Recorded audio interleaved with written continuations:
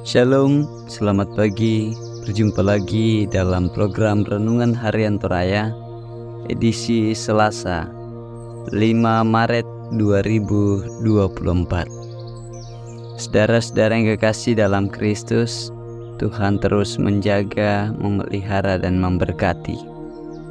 Mari bersama kita berdoa untuk pembacaan firman Tuhan yang akan mengajarkan kepada kita semua tentang kekudusan hidup umat Tuhan. Mari berdoa. Bapa di surga, kami bersyukur untuk setiap karya agung-Mu dalam hidup kami. Kami boleh menjalani langkah hidup kami dalam pertolongan-Mu. Dan saat ini kami rindu mendengarkan firman-Mu.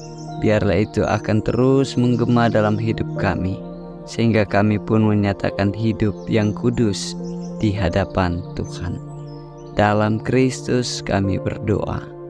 Amin.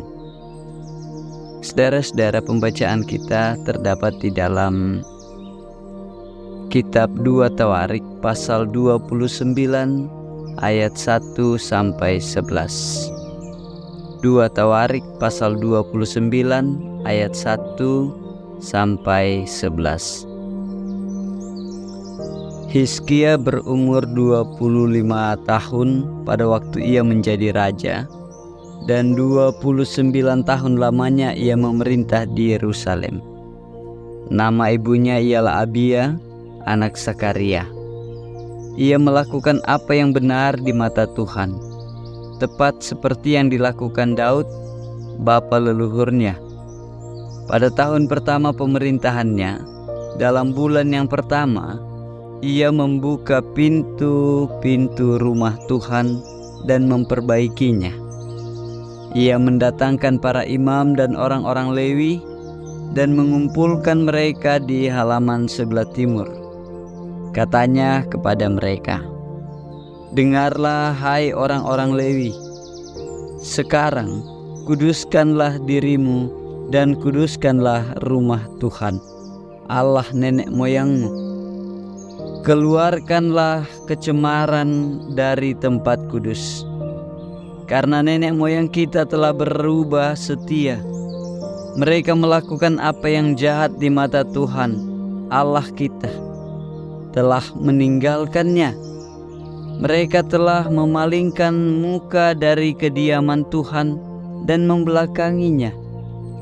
Bahkan mereka menutup pintu-pintu balai rumah Tuhan dan memadamkan segala pelita.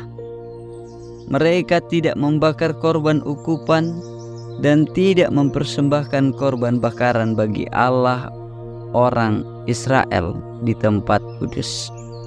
Sehingga murka Tuhan menimpa Yehuda dan Yerusalem. Ia membuat mereka menjadi kengerian, kedahsyatan, dan sasaran suitan, seperti yang kamu lihat dengan matamu sendiri. Karena hal itulah nenek moyang kita tewas oleh pedang, dan anak-anak lelaki dan anak-anak perempuan kita beserta istri-istri kita menjadi tawanan. Sekarang aku bermaksud mengikat perjanjian dengan Tuhan, Allah Israel, supaya murkanya yang menyala-nyala itu undur daripada kita. Anak-anakku, sekarang janganlah kamu lengah, karena kamu telah dipilih Tuhan untuk berdiri di hadapannya, untuk melayani Dia, untuk menyelenggarakan kebaktian dan membakar korban baginya. Terpujilah Kristus. Saudara-saudara, tema kita hari ini adalah kekudusan umat Tuhan. Kekudusan umat Tuhan. Kamaseroanna tahun napuang. Hidup dalam kecemaran adalah tanda orang yang tidak menghormati Tuhan. Demikian juga kehidupan raja-raja Israel yang memerintah setelah Salomo. Mereka melakukan kejahatan di mata Tuhan. dan tidak menaati firman-Nya.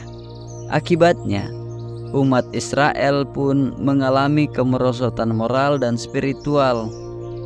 Misalnya, Raja Ahaz yang hidup dalam keberdosaan. Namun, Hizkia, anak Raja Ahaz, justru tampil sebagai sosok raja yang hidup dalam kekudusan. Pemerintahannya jauh berbeda dengan pemerintahan raja-raja sebelumnya. Hizkia merupakan salah satu raja yang dikenal saleh hidupnya dan mumpuni dalam kiprah politik.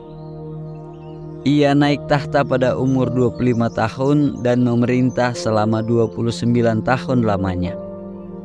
Kunci keberhasilannya adalah hidup yang bergantung sepenuhnya kepada Tuhan.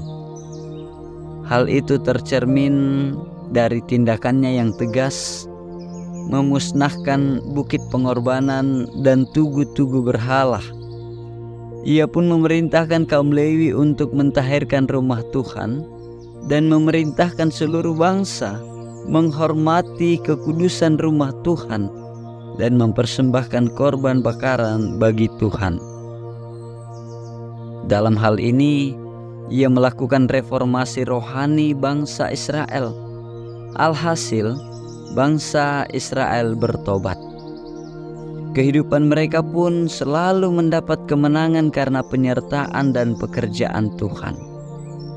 Saudara-saudara yang kekasih dalam Kristus, dewasa ini banyak orang lebih mengejar hal-hal duniawi seperti kekayaan, kesuksesan, popularitas, kekuasaan, dan lain sebagainya. Akibatnya, Tuhan tidak lagi dipandang sebagai prioritas serta tidak menempatkan hidup dalam kekudusannya.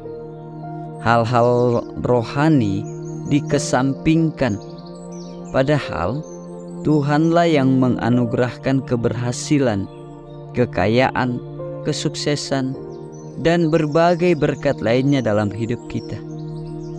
Saudara-saudara yang kekasih dalam Kristus, karena itu, sebagai umat Tuhan, selayaknya kita hidup di dalam kekudusan.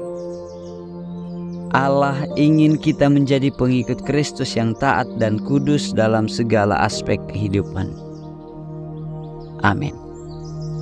Mari kita berdoa.